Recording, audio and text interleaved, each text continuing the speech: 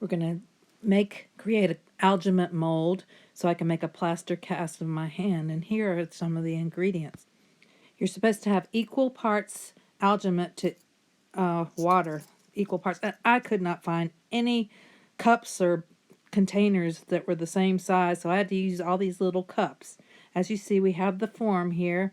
I taped it to the bottom of a piece of cardboard so the plaster or algimate wouldn't leak out. It's very important to follow the directions and do the equal parts of water to algimate, because on the second one I did it quickly, just guessing and eyeballing the materials, the water and the algimate, and it didn't work, and I ruined a whole pack of algimate at $30 a pack. It can be an expensive mistake. Before you mix this algimate up, you want to have a little coat of petroleum jelly on the hand that you're going to be dipping, just because you might forget later. Just go ahead and put it on while you can. Now is also the time to add a release agent to the cylinder so you can slide the algimate mold right out. I just use olive oil and spray it in there real good on the sides and the bottom. Now we mix up the algimate. Mix it up in a different container, and then you're going to pour it into the cylinder. So it's pink at first, but then it starts turning white as it dries. So I pour it in the cylinder.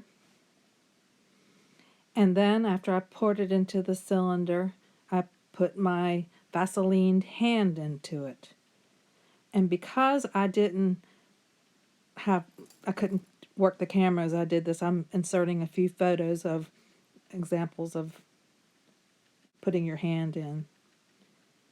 Also, it can be used for babies, for baby footprints or baby hands. You just have to hold them and make sure they stay still. You can also cast other body parts, like this guy's casting a face, and other body parts you can cast.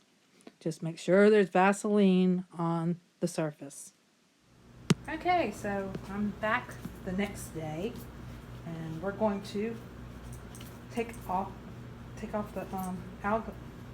the duct tape, and then see how this plaster casting came out. Now, next time I want to do another casting with this, I'll have to duct tape it again. Actually, I'm going to save. Okay. This might be a little bit difficult. I might have to slice it. Okay, back. We're going to try to slice this. And we're going to really have to mend this slice when we want to do another one. We're going to have to slice it down here too. This is scary because I really want to use this mold again. Ooh, I see veins. Awesome. I wanted to get those rings in there too. Cool. Ooh, it kind of cut off.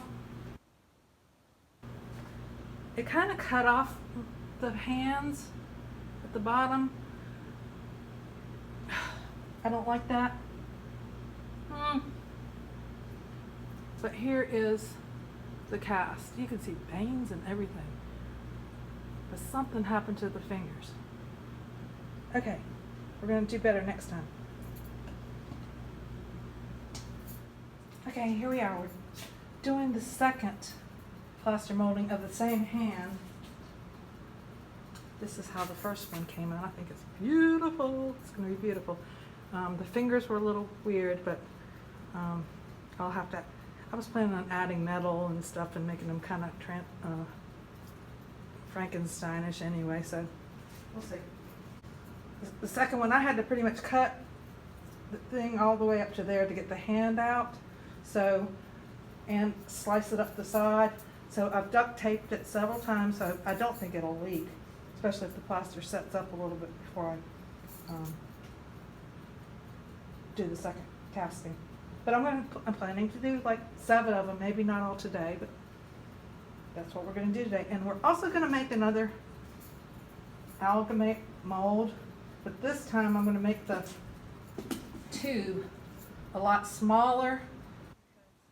Only came up to about there, and if I make it smaller, it'll come up a little higher, and that's what I want it to do.